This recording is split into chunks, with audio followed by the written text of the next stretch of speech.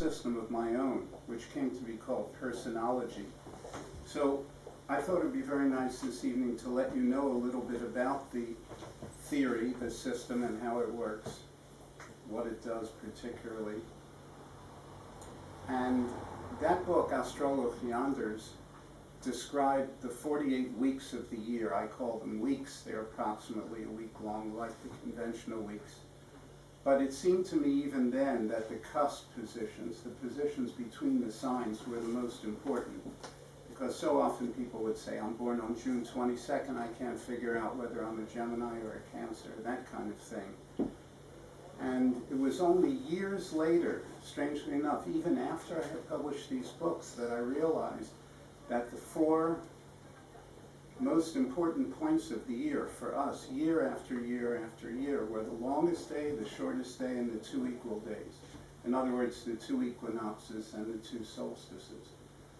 And when that realization really kicked in, I realized that, of course, they were four of the most important 12 cusps of the year. And I think looking back on my work in the last 20 years, probably the most important contribution I've made to astrology is to expand the cusps from being a few hours to one day, or at the very most a day and a half. When I began as an astrologer, those cusps are now solid, week-long phenomena. And because there are 12 of them, that brings a lot of days of the year into play. So maybe 1 out of every 4 people you meet in my system is a cusp person. And I want to talk tonight about why the cusps are so important. And as a matter of fact, in my system, why they've taken the place of the signs themselves. So this is all heresy astrologically, although astrologers are very friendly to me. They seem to enjoy the system. People are buying more of their books and they like that. They find new ideas interesting.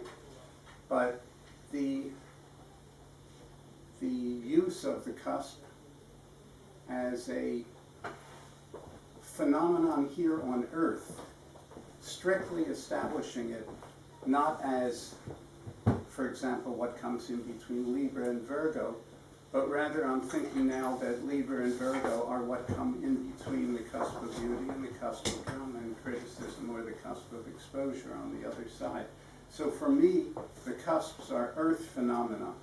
And maybe that's the key to understanding my system, which is that for me, the Earth as we experience it here, day after day, year after year, century after century, coming through that grand lengthening of days till the summer solstice, gradually the shortening of days till we get to the longest night and the shortest day on December 21st, that this rhythm that mankind and womankind have been undergoing for the last million years is something that is built into our very DNA, and maybe beyond that into our etheric bodies.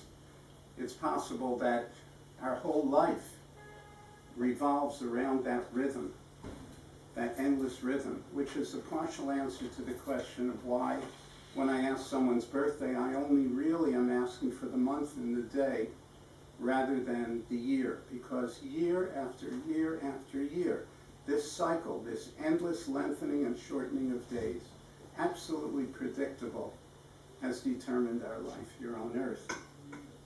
Now, where this all started was a place that you never, ever would have guessed that it started. I was not born an astrologer, and most astrologers I know are self-taught, and they came to it by reading a book by Dane Rudyard or going to a lecture such as this one, and suddenly they realized, hey, anybody can be an astrologer.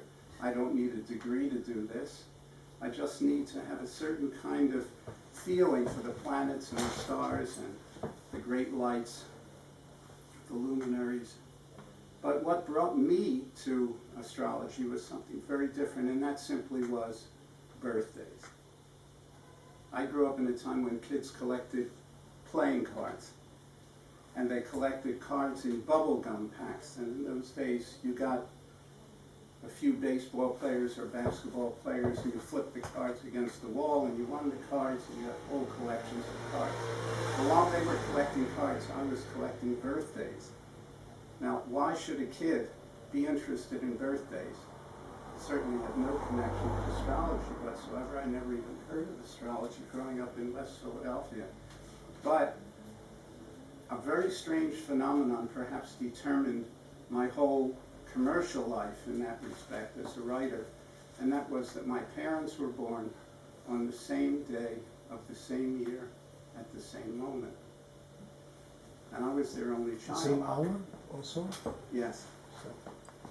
She was born in Russia, he was born in America, but when the times were translated, it came out to be, actually the day is pretty interesting too. It was January 1st, 1913. Mother, January 1st, 1913. Father, she in Russia, he in America, when the bells were ringing out on New Year's Day. So, Eastern Standard Time. And as I was growing up, it was natural when I was 6 and 7 years old, they felt I was old enough to stay by myself. Maybe I wasn't. I was afraid of all kinds of things like witches in closets. But at any rate, I did stay by myself, and I would sit in front of the TV. We got a TV in 1947, an Admiral 12.5-inch TV, and I would watch people celebrating on Times Square. This huge celebration, and I knew my parents were out celebrating, so I assumed that they were celebrating their birthday along with everybody else in the world, and that everybody else in the world was born on their birthday. I mean, what does a kid know? Why shouldn't they all be born on one day? But I did know that my birthday was May 22nd. So I was, again, the weirdest person in the world because I had a birthday different from everyone else. And gradually I learned that people did have different birthdays, and that was perhaps the beginning of my whole fascination with this subject.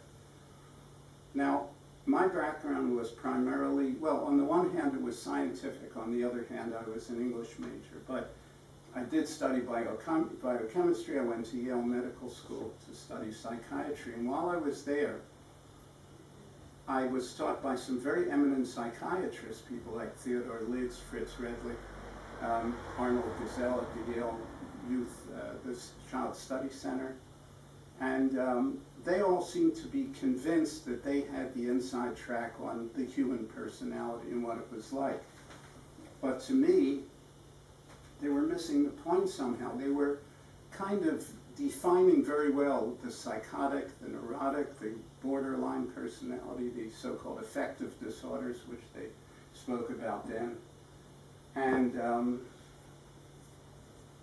I was at a yard sale, and this is, again, how things can determine a life.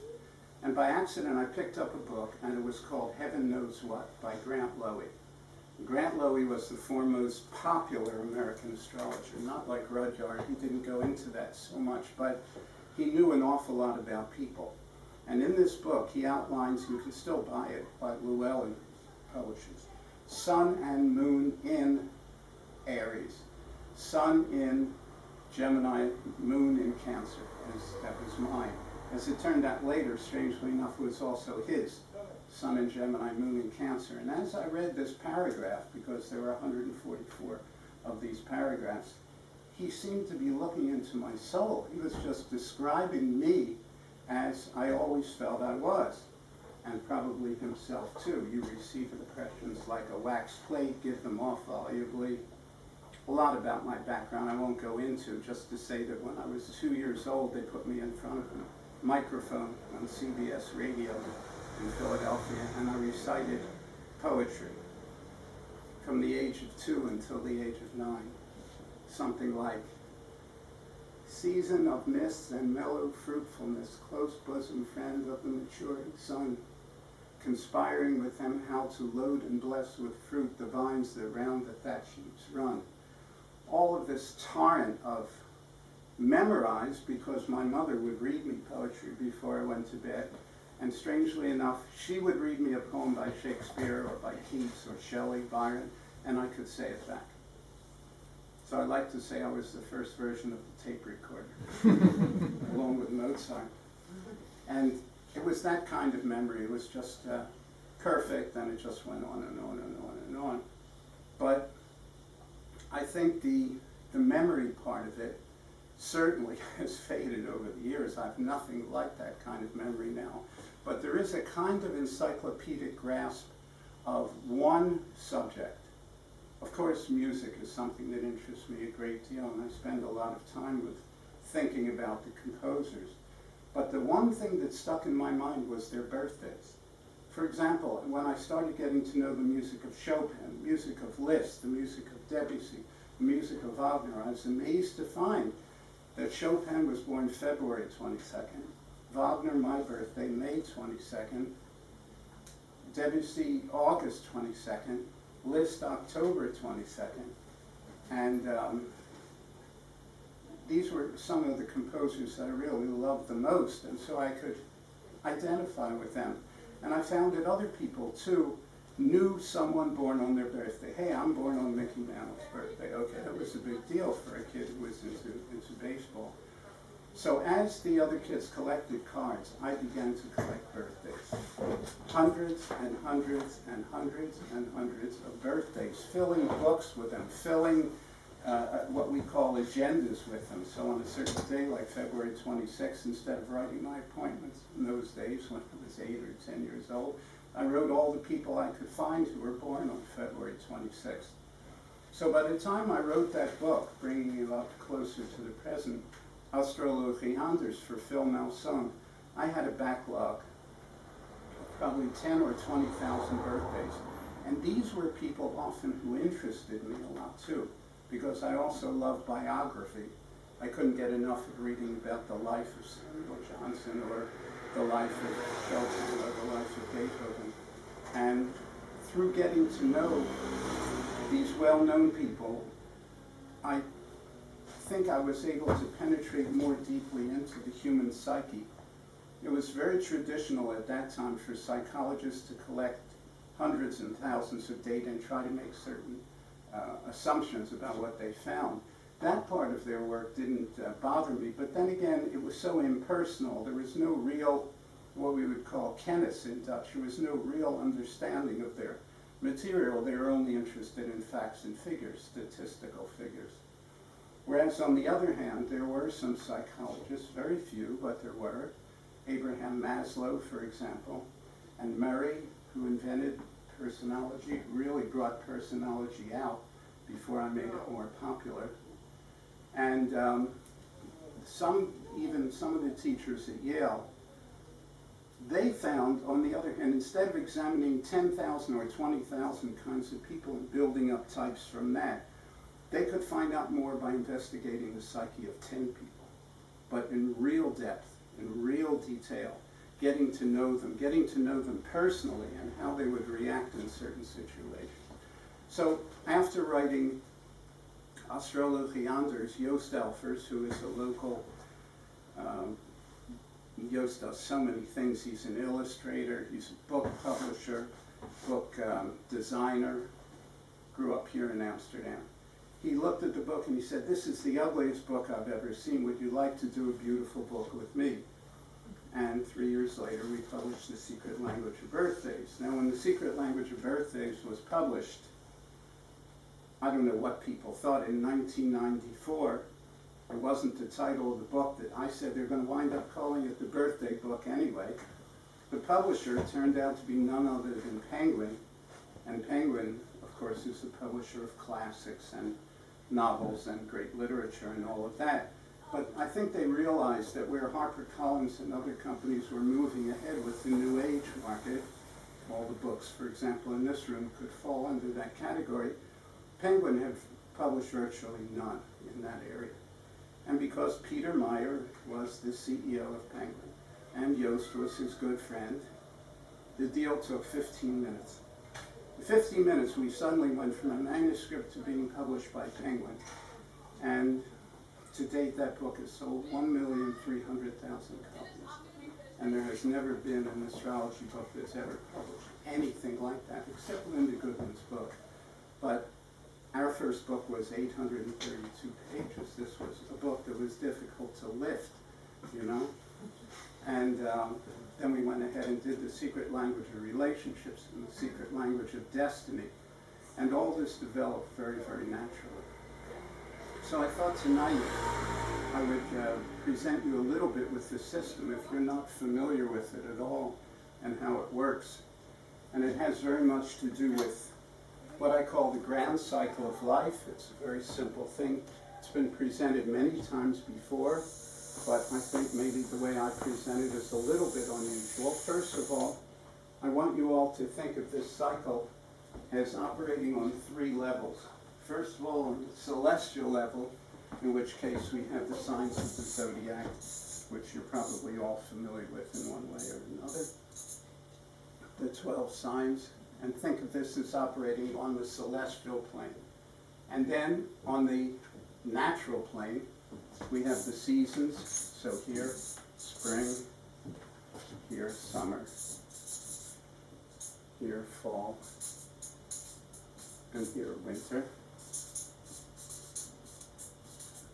And in each one of these areas, remember, I had assembled a lot of data taken from my own personal life, my friends, my family, all the biographies I've read, the psychiatric and psychological studies. And I found that there actually were people who were springtime people, and summertime people, and fall people, and winter people. And each one of them apprehended the world in a very different way. For example, the springtime people were basically starter-uppers, people like me. They're very good to have at the beginning of a project. They may not see it through to completion, and they may have hundreds of projects that they never even finish, but they are the ones who get things going. And then as we move into the summer, the people who are born between the 21st of June and the 23rd of September, that is, we can say, between the summer solstice, the long day, and the fall equinox, the equal day. The summertime people are people who want results. They want the fruit off the tree. They want to pick it, and they want to eat it. And they demand that gratification. Leos are very much like that, and Virgos could be like that too. Then moving into the fall, we have the people who are the maintainers. They're the ones who keep things going year after year after year. People like my partner, Joost Delfers, or like Linda Hill, the Australian astrologer who does the saving symbols, or Suzanne White, the lady who does the Chinese astrology. By the way, they're all born on this day. There's partner, Joost Delfers, Linda Hill, and Suzanne White are all born on the 21st of November. And boy, they're a handful, I'll tell you. These are real revolutionaries. Their cusp is called the cusp of revolution. They're impossible to handle, I'll tell you.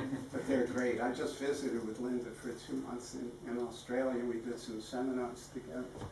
And then finally, the wintertime people, starting here at the 21st of December, which is the winter solstice, and then moving again to the 21st of March, spring equinox. They are the thinkers. They are the ones who look at everything that's gone before in the year and they say, that worked, that didn't work, maybe we'll tweak that a little bit and change it. And they come up with this very considered view of what's been happening. So each one of these quadrants then produces a different kind of person in general, but more important, they correspond to intuition, feeling, sensation, and thought. It took years for some of these realizations to come to me, but when this one came to me, I realized, of course, it's Jung. I mean, it's the 4 methods of apprehending the world through one's intuition, through one's feeling, through one's sensations, and through one's mental apparatus, through one's thought. Well, it is Jung's and it's not Jung's because basically what we're talking about, let's face it, is earth, air, fire, and water. And Jung would have to admit, be the first to admit that he was an astrologer in the same way that Isaac Newton was not only a great physicist but a great astrologer too. So basically we're talking here fire, here we're talking air, here we're talking earth, and here we're talking water. So, can I interrupt a bit? yes, Because sure. in normal astrology you have the fire signs and they're not in the same month. So I'm Sagittarius, I'm fire, but also April is a fire sign. Sure, you have 3 fire signs, 3 air signs, 3 water signs, but I'm only giving the results of my investigations. In other words, I'm not supporting astrology, I'm not attacking astrology, I'm just trying to give a kind of history of how I came up with these ideas and where I found correspondences and where I didn't. Now actually there was something that preceded this in the ground cycle, and that is that this is, on the one hand, the subjective side. The growth of this from here down to here, of this hemisphere, is objective. You see the child growing. By the way, the third level, I spoke about the first level as being the celestial, the second level as being the earthly cycle. The third one is the human, of course, which is right in between. So this area becomes ages 0 to 7. This becomes age 7 to 14. This becomes age 14 to 21. That's 1/4 of the human life. The human life is taken to be in my system 84 years. And just if I offered anything in support of that, it would be one theoretical fact and one actual fact. Theoretical fact, the revolution of Uranus around the sun, almost exactly 84 years. Uranus ruling the sign of Aquarius, we being in the age of Aquarius, I would predict with an absolute certainty that the average age of human beings as the years go by will be 84 years. Right now it's the upper level. In other words, 2 years ago, if you looked at the World Almanac, the longest lived people in the world were French women. They lived to an average of exactly 84 years. But that's the upper level. There are many people who don't live that long. Last year it became the Japanese woman surpassed that 85 years. So I think as people start living more than 100 years, that average will start to balance out around 84 years. That would be my prediction. That's not too unreasonable. That coupled with the fact of Uranus being so important for the age in which we're in. So having divided the year then in half here, growth being objective and orientation being subjective, here orientation being objective and growth being subjective. Hopefully as we get wiser, we get more objective and we're able to move the learning process from being an external thing to an internal thing. Keep in mind the age is 0, 21, 42, which works out very nicely because this is the midlife crisis. This is the crucial area in which Uranus has gone around 1/2 a revolution and Saturn has gone around 1.5 revolutions, and they're exactly opposite where they were when you were born. And then moving here to, we have 7, 14, 21, and then 42, and then 63, and then 84. So this is how I see a human life, but remember, we're functioning on 3 levels. At the same time the human life is progressing, we're moving from one astrological sign to the next, and then finally we are also moving from, in the natural sphere of things, one season to the next.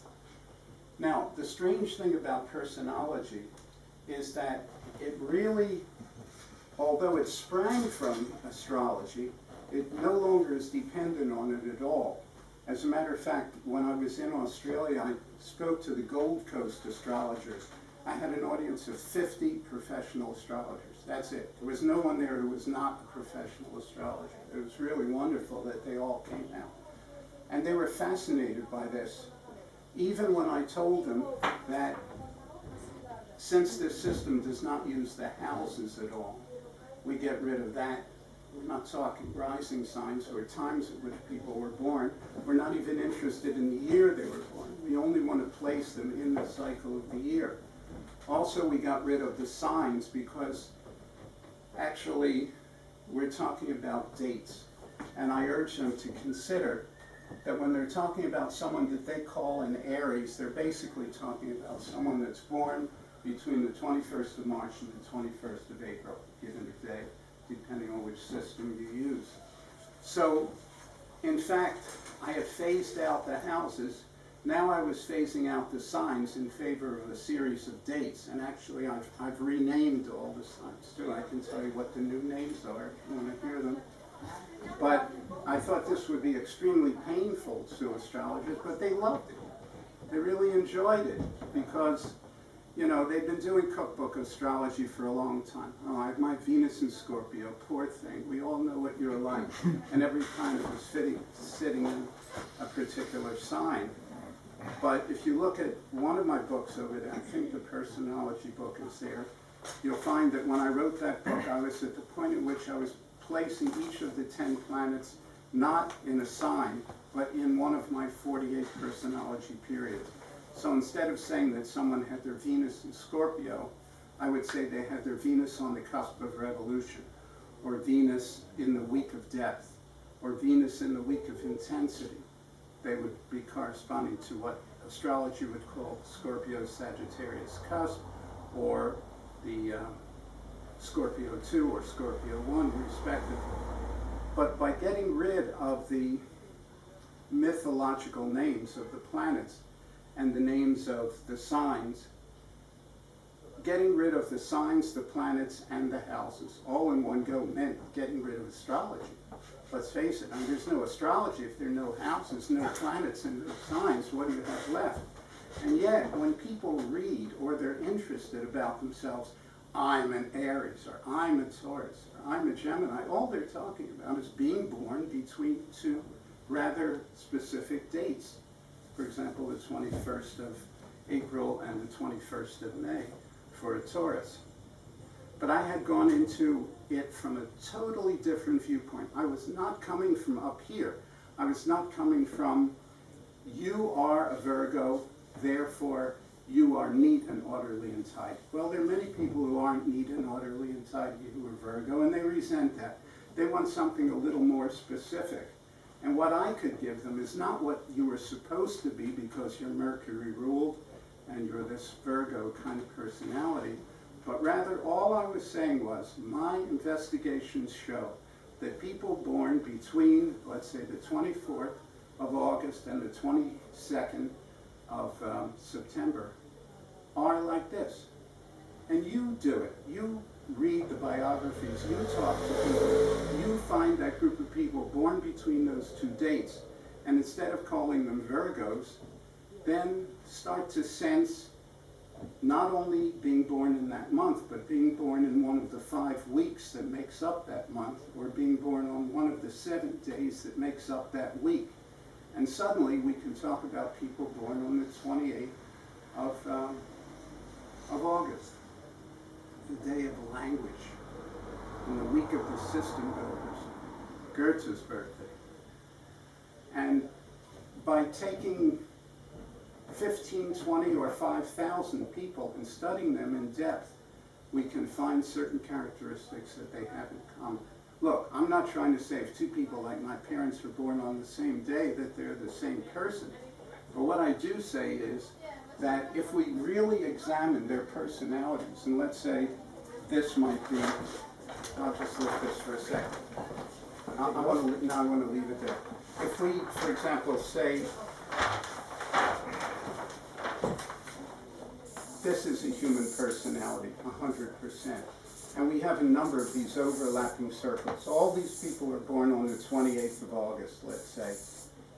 That 90% of most of them, I have found, are really different, maybe even 95%. But in one area, they all overlap. And all I tried to do when I wrote The Secret Language of Birthdays is neglecting everything that made people different who were born on the same day. What could I tell you about them being the same and being absolutely similar? And all I can tell you is that that book has mesmerized 1,300,000 readers, minimal, and that's for the people who own the book, and it's been translated into 15 languages. And they tell me, because I'm not telling them anything, what I have to say is in the book. They tell me that this material is 80 to 90 if you look at my book, The Secret Language of Destiny, that whole book is based on the north and south nodes of the moon. So basically, what we come into this lifetime with, the tail of the dragon, and where we need to head, usually exactly opposite where we come in. So you may come in as for example, I come in with Taurus 1 energy. I love to hang out, love my friends, love to eat, just enjoy all the physical, wonderful things in life. He loves to play. Yeah, we know this. But on the other hand, where I need to go is Scorpio 1, which is the week of intensity.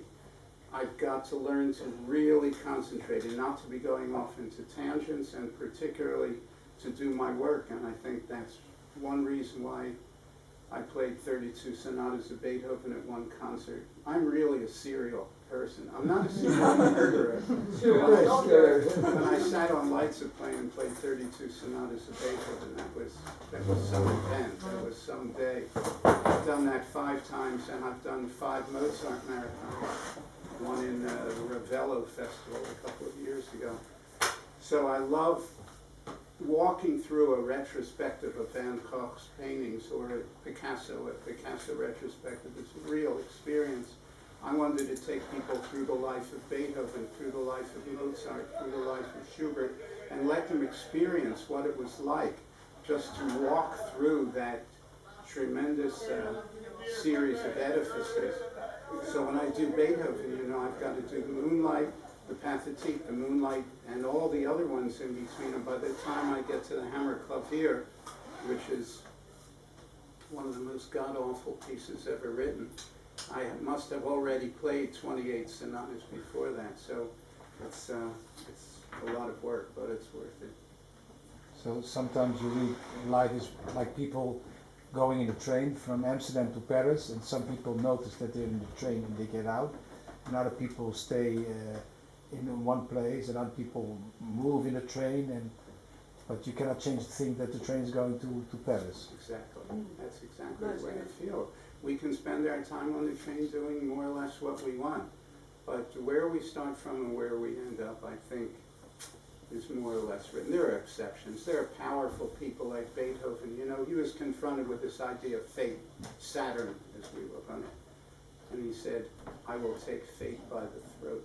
Now, that was a real Sagittarian, born a few days after you. Tremendous will. But then he's also the man who went on his knees.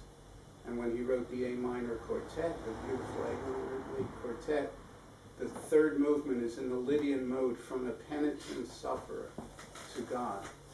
He went on his knees before God. When he wrote to Mrs. Solemnis, he was definitely there, you know, with God. And he wasn't the top dog either. So he had come a long way from saying, I will take fate by the throat.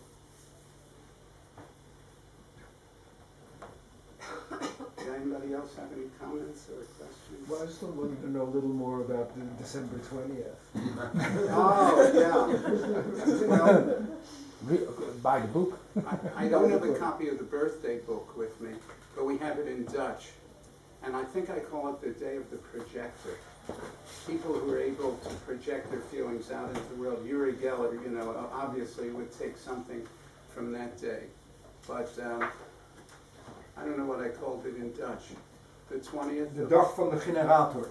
The Day of the Generator. Yeah, that's it. Is that your birthday? December 20th. Of course, yeah, of course I know it's your birthday. Can you apply that image to your work, being the generator? Well, I'm not sure what a generator is. So. Well, somebody who gets things going and keeps it going. You know, you're the energy source for people.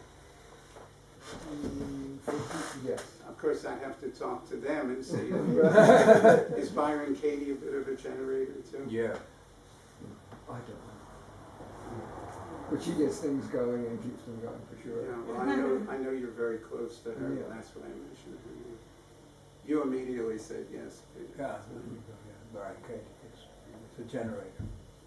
I mean, we have other spiritual teachers who are definitely not generators and much more inward and working on personal development in a less spectacular way than she does. But I mean, she was incarnated as an American. It's not her fault, but Americans, you know, you and I were once Americans too, or maybe still are. That special breed person. No, I can't judge. And what about relations? What's important to take care of? Okay, well now, if you have about 15 days, we can talk about relationships. The way I came to write the book was interesting. I came back from one tour, and I had done 11 cities in 10 days. They said this was not possible, so that's why they gave it to me to try it, and I did it. It's killing to go on tour for a major book because you have no idea what's involved. They want to get their money's worth. They put you up in the best hotels. On a day like the day I was in Chicago, they say to me, "You own Chicago today." That means I'm on the morning news, the afternoon news, and the evening news.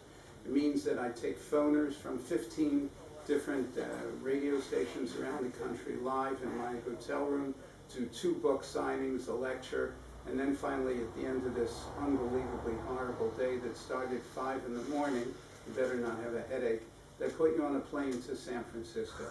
You get off the plane in San Francisco, you go to the Mark Hopkins, one of the great hotels, but what do you enjoy? You get to bed at 2 in the morning, 5, they wake you up, you're on San Francisco morning news. You know, it's 6 o'clock, the 5th of February, and I must be in Chicago. So I did that. Then I came back, and he threw a big lunch, Michael Fragnito did, for the whole staff of Penguin. We were celebrating the success of the book and the tour. Then Michael said, "Well, Gary, what about the next book?" I said, "Next book?" I was so naive. I knew nothing about publishing. "Well, the next book, you know, you're going to do a series of books." "Oh, okay." So Serial I said, man. serial. So what should we do this book on? He said, "What was the question you were most asked on your tour?" That's what the publisher wants to know. I said, well, when they were getting ready to shove me on in front of the TV camera, which incidentally is the most, I can't describe how unnerving this experience is, that they shove you in front of a TV camera, you're being watched by millions of people, they ask you impossible questions, and then after you're destroyed, they drag you off, and everybody has a good laugh. But I handled it all right. I'll tell you about it sometime. At any rate, I said, when they were making me up, the girls would always ask, "What about my boyfriend?" "What about your boyfriend?" "Well, tell him he can look up his birthday in the book." "No, I don't mean that. I mean me and my boyfriend." Relationship. Well, so what can I tell you about relationships? That's how it started in the beginning. Now, I couldn't match every day with every other day. That would have been impossible. That would have been 366 factorial. Okay, that's too much for anybody. Well, the Fragnito said, we'll support you for the rest of your life if you do this. You know, it's a big book, but we can handle it. I said, what about the 48 personality periods? Aries 1 with Aries 2, Aries 1 with Taurus 5, you know, Taurus 3, Aries Taurus cusp with Gemini Cancer cusp. He said, okay, well, if that's what we're going to do, we're going to do it. And how many is that? Well, that turned out to be 1,732. That's 48 factorial. And 48 plus 47 plus 46. So the way it worked is start with Aries 1. Aries 1 with Aries 1. That's the first relationship. In other words, people born between the 25th of March till the 2nd of April with people born in the same week. Then you have Aries 1 with Aries 2, Aries 1 with Aries 3, therefore 48 combinations. When you come around the circle again, you've already done Aries 1 with Aries 2, so you then start with Aries 2 with Aries 3, 47, then 46, then 45. And finally, when I did the last one, it was Pisces 3 with Pisces 3. Ben and Jerry, would you believe it? Ben and Jerry's ice cream, the two of them are both Pisces 3. Yeah. So how do you write a book on the relationships between people? I couldn't possibly know that many consciously. I collected birthdays, but not relationships. So Joost had a great idea. First of all, to get the photos of these people. how do you get a photo of, well, you can get Mickey Mantle with Phil Rizzuto, you know, the shortstop with the center fielder of the New York Yankees team. But how do you know that when you're finished, you're going to have covered all of them? He said it's very simple. We just take all of the famous relationships in history that we know, we write them down. We'll probably have covered 75% of your categories by that time, and the remaining 25 we'll look for. And we found them all. So we had then some data to go on. I knew a lot of people who were in these combinations, but the thing that really did it for me was doing a sort of psychodrama thing. I would take someone who was a Pisces 3 and someone who was an Aries 2, if that was the one I was working on, and I would put them in my mind in the same room, and I would just see about how they would react as lovers, as a married couple, as family, as friends, and as colleagues at work. So those became the 5 categories. So in this book you can look up Aries 2 with Aries 3 in the category of love, for example, and you'll find a couple of sentences on it. And people tell me that this book is just as accurate as the first one. I don't know. I make no claims for my work. I'm only telling you what people write me and tell me. And look, they're having a good time. So. But And is then it also, the is it third, also in relations that they're destined to last for long or short, or can oh you yes, see? it's all there. As a matter of fact, there are many people who have really vociferously argued with me when they were getting married that I was dead wrong about their relationship failing. And 10 years later, they wrote me back, "You were dead right." And I just couldn't realize it then. Yeah, possibly. I don't know. I don't know if it has that much of an effect. But then the third book, how did we get to that? Well, you remember, if you remember your Greek philosophy, often a philosopher will begin defining man or woman in terms of themselves, how they relate in that respect. Then the social area, how they relate to another person. And then finally the third is universal. So if the first was birthdays, you yourself, the second was your relationships, the third had to be something to do with destiny. And it came to be called the secret language of destiny. The big picture, your life plan, what you're meant to do in this lifetime, karma, and all the rest of it. So that's how the 3 books more or less now. Thank you very much, Gary. My pleasure. Thank you for coming. Give him a big hand. Gary Goldschneider.